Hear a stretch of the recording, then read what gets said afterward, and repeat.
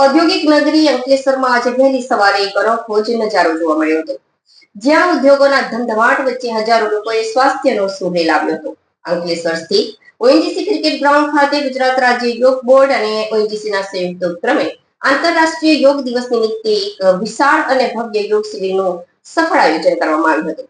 આ શિબિરમાં 3000 થી પણ વધુ યોગ પ્રેમીઓએ એક સાથે એક તાલ થઈને યોગાસન કર્યા હતા. તેઓએ એઆઈએ હોલ ખાતે પણ યોગ પર વિશેષ પરિસંવાદનું આયોજન કરવામાં આવ્યું હતું. આજની ફાસ્ટ લાઈફ માટે હેલ્ધી લાઈફસ્ટાઈલ કેટલી જરૂરી છે તેનો પુરાવો અંકલેશ્વરના નાગરિકોએ આપ્યો હતો. વહેલી સવારે 5 વાગ્યાના ટકોરે જબાલ વૃદ્ધ સૌ કોઈ યોગના ગણવેશમાં ઓએનજીસી ગ્રાઉન્ડ પર એકઠા થવા લાગ્યા હતા. જોતજોતામાં સમગ્ર ક્રિકેટ ગ્રાઉન્ડ યોગ પ્રેમીઓથી ઉભરાઈ ગયું હતું. પવનના ઠંડા લહેકાઓ વચ્ચે જ્યારે હજારો લોકો એક સાથે ઓમકારનો નાદ કર્યો ત્યારે સમગ્ર વાતાવરણ આધ્યાત્મિક અને સકારાત્મક ઉર્જાથી ભરાઈ ગયું હતું. યોગ સેવક શિષપાલજીએ યોગ એ માત્ર કસરત નથી પરંતુ જીવન જીવવાની એક સુંદર કળા છે તેમ જણાવ્યું હતું.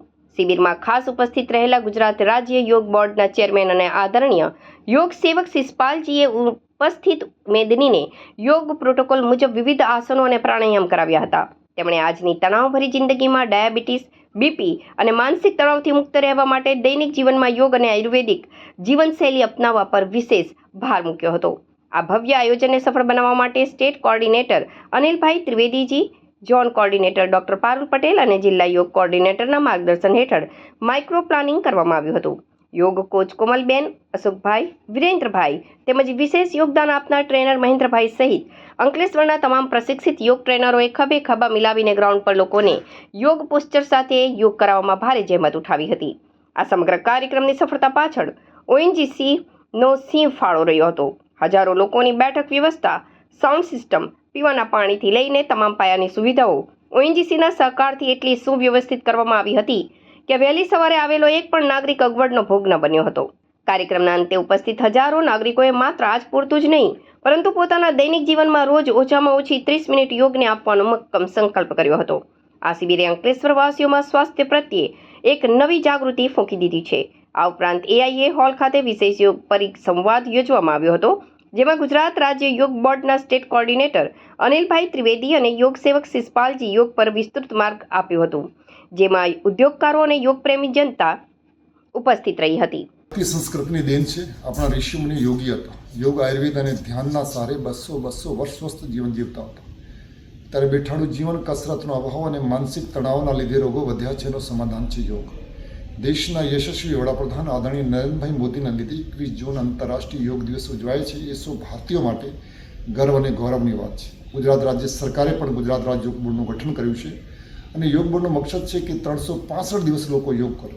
દરેક વ્યક્તિ યોગી બને, નિરોગી બને, સમાજ માટે સહયોગી અને રાષ્ટ્ર માટે ઉપયોગી બને. આજે હું અંકલેશ્વરમાં આવેલું છું. અંકલેશ્વરમાં પણ એક મોટા યોગ શિબિરનું આયોજન થયું. આજે અંકલેશ્વર ઇન્ડસ્ટ્રી એસોસિએશનમાં પણ ઉદ્યોગપતિઓ સાથે અમે યોગની વાત કરી. યોગથી ઉદ્યોગ વધે છે. યોગથી ઇમ્યુનિટીની સાથે સાથે ઇકોનોમી પણ સ્ટ્રોંગ થાય છે. યોગથી જીડીપી પણ કેવી રીતે વધે એ વિષય પર વાત કરી.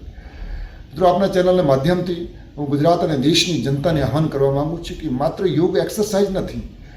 યોગ જીવન જીવવાની પદ્ધતિ છે. યોગ જીડીપી વધારવાનું, ઇકોનોમી વધારવાનું, જીવનમાં હેલ્થ, વેલ્થ, હેપીનેસ લાવવાનું એક માધ્યમ છે. તો આપણે આવો બધા સાથે મળીને યોગને સમજીએ, યોગને જાણીએ અને યોગ કરીએ. આ વિકસિત રાષ્ટ્ર બનાવવા માટે યોગની ખૂબ મોટી ભૂમિકા છે. આવો આપણે બધા સાથે મળીને યોગ કરીએ અને ભારતને વિકસિત રાષ્ટ્ર બનાવીએ. નમસ્તે.